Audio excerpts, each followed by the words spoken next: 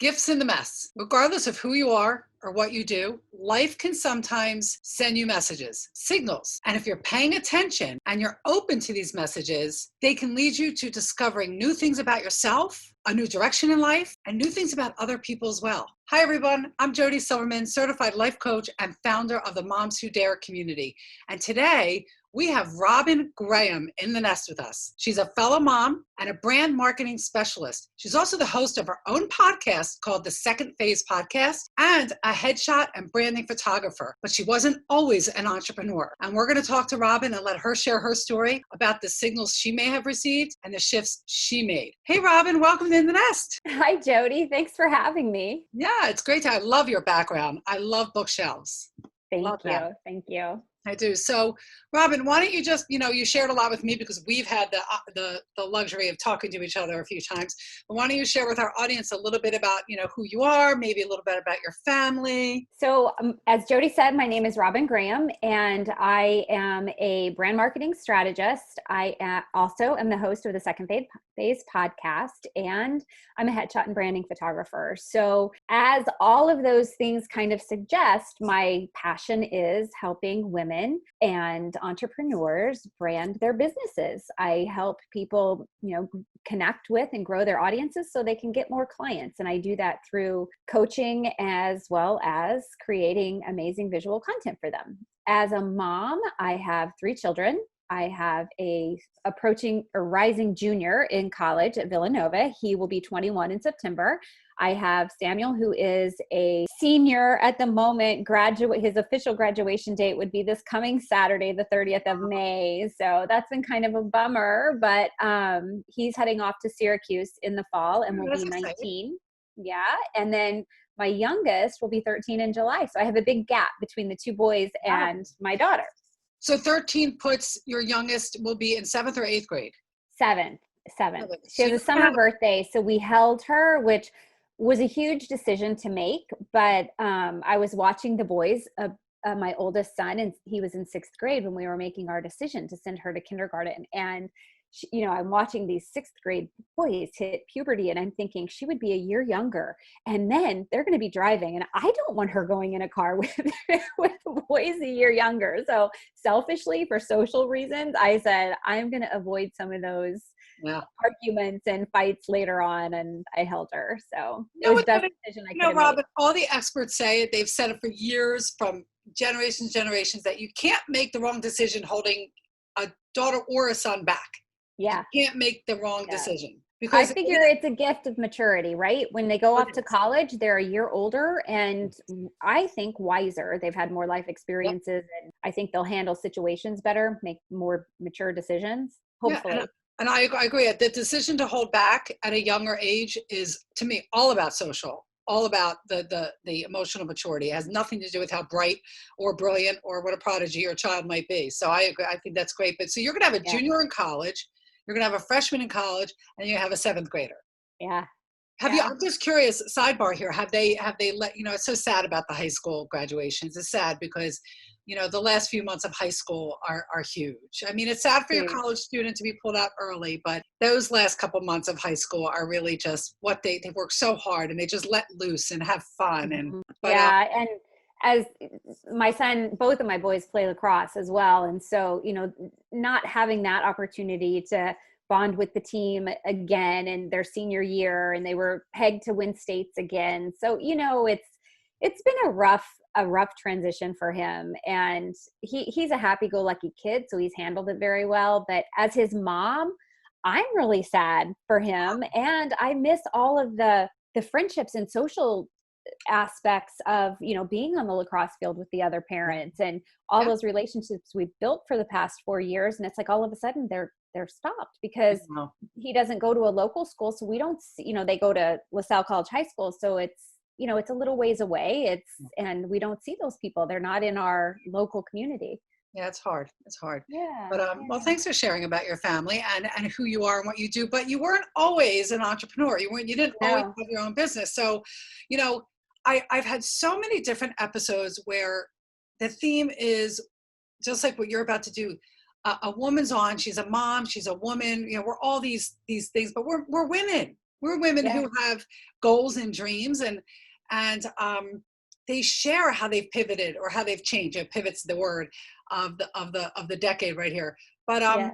and I think every story is a little different, but it empowers and helps and serves to inspire and motivate another mom watching it to say, you know what, we're not finished in our 40s and 50s. We're just beginning. So would you share a little bit of your story of how you got to what you did prior to Sure. starting your branding business and your photography business and your podcast, and Yeah. how you got there? Sure. So photography has always been part of my life. I always loved it as a kid. Has always been a hobby. I had taken classes and it really over the years became a passion. But I wanted a high power career. I went to pharmacy school. I got a doctorate in pharmacy, and then we moved to Pennsylvania 20 years ago when my oldest was an infant. Knew no one. I moved from the Midwest, so you can imagine the shift in everything. The Midwest, everything's Oh, so, we call you Midwest nice. You can't, not that we're not yeah, nice here, but there's a difference. right? So it was kind of overwhelming. And my company I was working for did not have a job for me out here. So I was severanced, which ended up being a blessing. And then my boss connected me with some people he knew out here in the pharma industry, and I started consulting. So I did that for several years. I did medical writing and consulting in the managed care area as well as pharmaceuticals. So kind of being a go-between, a liaison between the companies, and then also doing patient education and physician and nursing education for continuing education. So I did all those things. And then as my oldest was getting older, he was in 6th grade and the boys were playing travel sports. My husband also has the same degree and he was traveling globally. I was having to travel to symposiums and different things to then write enduring pieces. And it was just crazy with no family here. Our nanny got sick and I was only working anywhere from 10 to 40 hours a week. It was never consistent because I was consulting. That's hard. But life was crazy and it was like a roller coaster, and the anxiety levels were becoming higher and higher. And so we kind of looked at each other and said, this really isn't worth the additional stress. And maybe if I stepped back a little bit, we could slow things down, and maybe Joshua's anxiety wouldn't progress. Right. And I had always had anxiety. I did not want him to have that.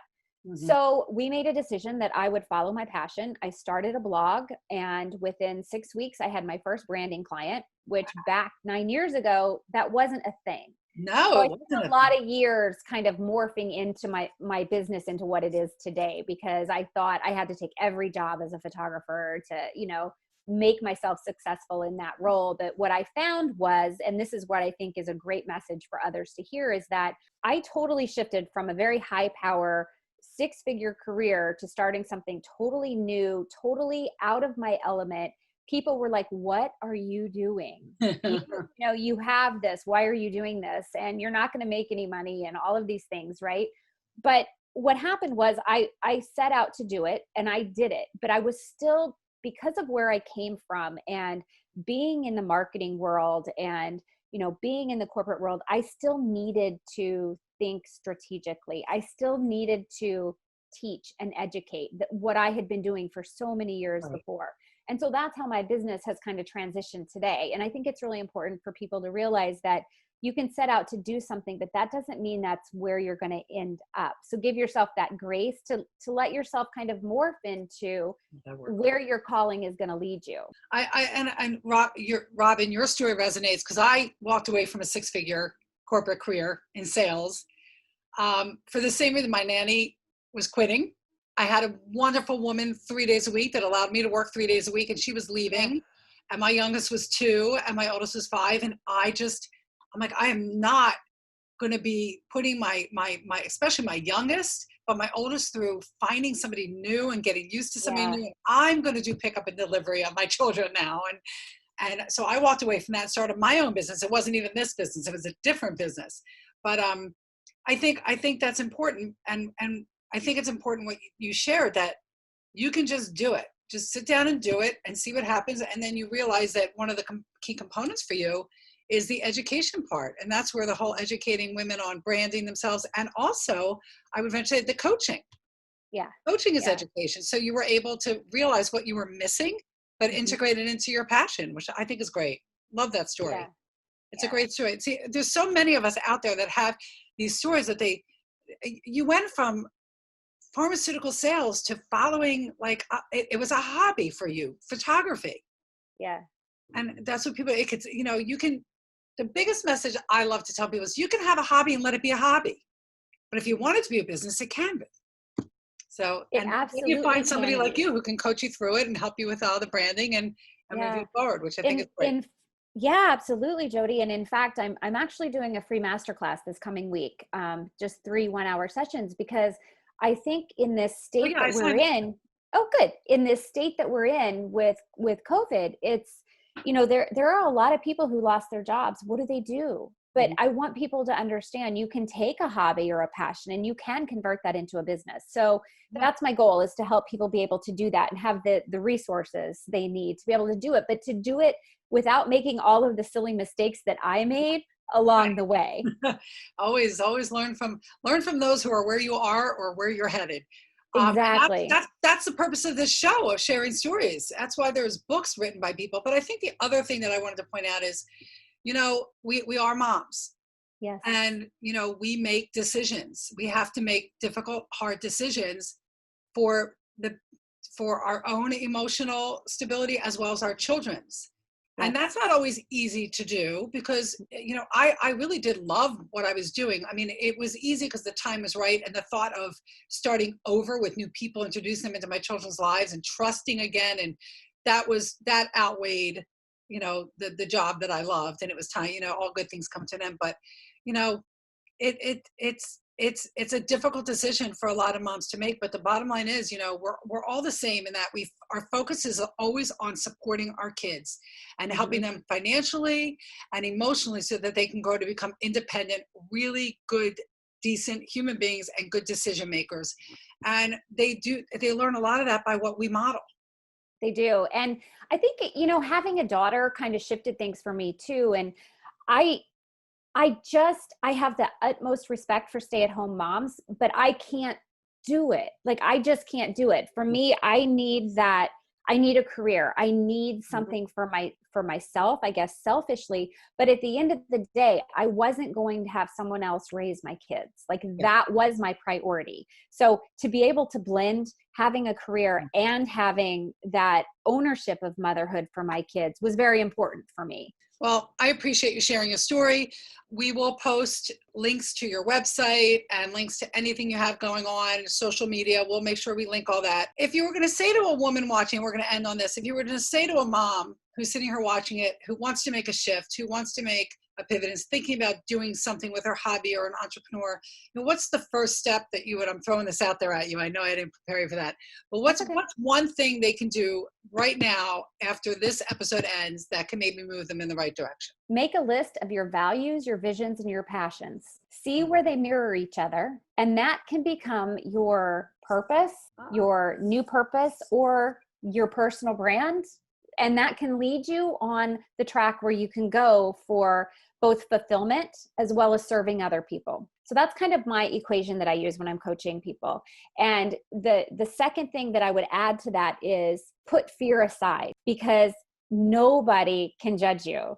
And you are the only person that can offer the gifts that you have. You're unique and you have unique gifts, and there are unique people that need only you. Yeah. So whatever gifts you have, find them, identify them, what your passions are, what you can take from what you already have, what already fulfills you, and just baby steps. But put the fear aside and take baby steps. Love that. I love that thing. We're ending. That's a drop of mic. If I had a mic, I would drop the mic. It's a drop of mic moment. But Robyn, thank you for joining us. And as I said, everybody, I will share Robyn's information if you want to reach out to her. And if you want to reach out to me, if you want to connect with me, because I love connecting with other amazing moms and women, please head over to jodysilverman.com. Everything there is there. There's a page for the Moms Who Dare community, what that's all about. There's a page for In the Nest. And there's a link on the In the Nest, the show page, that if you have a suggested topic that you want to hear us discuss, or maybe you want to have a seat at the nest like Robyn and sit down with me and let's share your story, you can click that link and connect with me. And I'm all over social media, but the best place to go is jodysilverman.com, and you'll find everything there. And as I always say, dare on.